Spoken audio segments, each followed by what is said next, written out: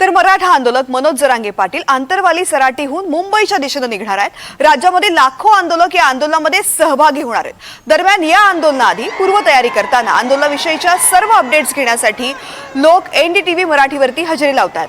लक्ष्मण हाकेंना पोलिसांनी ताब्यात घेतलेलं वृत्त, त्यानंतर झालेली लक्ष्मण हाकेंची पत्रकार परिषद, जरांगेंची सविस्तर मुलाखत, ज्या साष्ट पिंपळगाव इथे जरांगे पाटील यांनी पहिलं आंदोलन केलं होतं त्या गावातील लोक एनडीटीव्ही मराठीच्या माध्यमातून सर्व अपडेट्स घेताना दिसतात।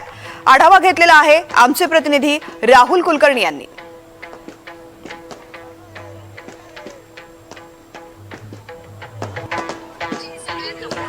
लक्ष्मण हाके यांना पोलिसांनी ताब्यात घेतलेलं आहे।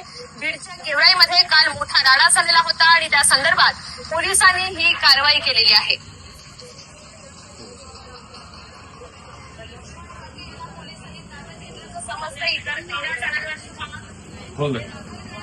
नमस्कार, मी राहुल कुलकर्णी आणि मी नेहमी म्हणतो की जिथे जिथे एनडीटीव्ही आहे तिथे तिथे तुम्हाला हे दृश्य दिसेल। का बंद केलं? कमाल झाली तुमची गावकऱ्यांना। नाही आम्ही तुमच्या मी आता ह्या गावामध्ये आलो आणि हे गृहस्थ एनडीटीव्ही चॅनल बघतायत। दाखवा आमच्या प्रेक्षकांना जरा। लक्ष्मण हाके यांचे दोघांचे कार्यकर्ते आमने सामने आलेले होते। राहुल कुलकर्णी आपल्या सोबत आहेत, अधिकची माहिती त्यांच्याकडून जाणून घेऊयात। लक्ष्मण काय कळलं हाके याच्यातनं? यांना ताब्यात कळलं काय याचं?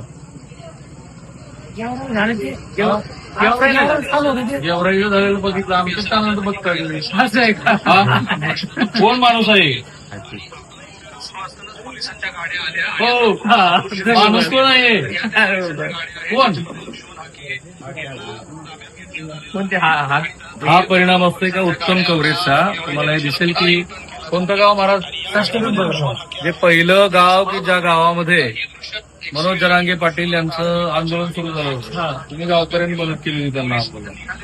तर हे गावकरी एनडीटीव्ही बघतायत, मला आनंद आहे। पण आता काय कळलं? हाके साहेब जे बोलले त्याबद्दल तुम्हाला गावकऱ्याचं काय मत आहे? थोडं लाईट शक्य असेल तर पटकन घ्या जरा। नाही तसं करायला नव्हतं पाहिजे, तिने बोलायला नाही पाहिजे। अहो, ती त्यांच्या समाजाची बाजू मांडणारच की। आपल्या समाजाची आपल्या समाजाची हो, काय करायला? तो नाट्य करू राहिला, त्याला वाटतंय आता आरक्षण देणार नाहीत आम्ही। कोण? तो हाके एवढा मोठा माणूस आहे असं कसं बोलतो? वयाचा मोठा माणूस होतो। हाके हाके काहीच नाही आमच्या पुढे। अभ्यासू माणूस आहे। असून द्या ना, किती अभ्यास असून द्या ना। कोणतं क्षेत्र वापरलं त्यांनी? नाही धर्मक्षेत्र कोणतं वापरलं त्यांनी?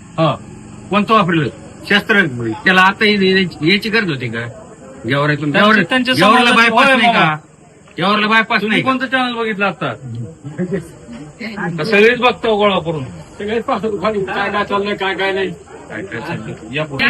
असो, माझं मत एवढंच आहे की ह्या सगळ्या आमच्या वार्तांकनामध्ये जी वस्तुस्थिती आहे त्या वस्तुस्थितीचं आकलन आम्ही तुम्हाला करून दाखवतो। मोहसिन, लक्ष्मण इकडे या।